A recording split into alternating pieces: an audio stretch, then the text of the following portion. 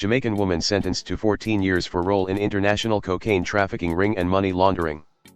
Pittsburgh, PA. A former resident of Plantation, Florida, has been sentenced in federal court to a total term of 178 months imprisonment and 5 years of supervised release on her convictions for violating money laundering and narcotics laws, United States Attorney Cindy K. Chung announced today.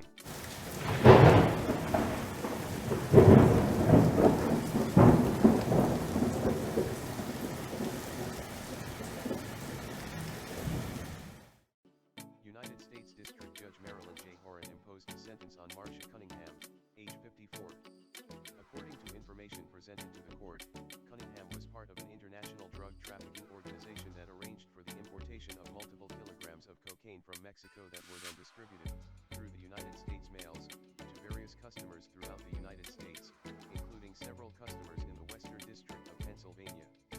Cunningham set up a post office box using a fake name and fake identification documents that was used in the conspiracy. Cunningham was particularly instrumental in the money laundering activities of the conspiracy. She used dozens of bank accounts to launder the drug trafficking proceeds that were then used to purchase luxury vehicles, real estate, jewelry, and other items that supported her exorbitant lifestyle. She also arranged to use drug trafficking proceeds to purchase assets in Jamaica, where she hoped to live eventually and from where she immigrated to the United States. As she was not a citizen of the United States, the expectation is that she will be deported once she completes her sentence. Assistant United States Attorney Brendan P. Conway and Maureen Sheehan Balcone prosecuted this case on behalf of the government. This prosecution is a result of an organized crime drug enforcement task force investigation.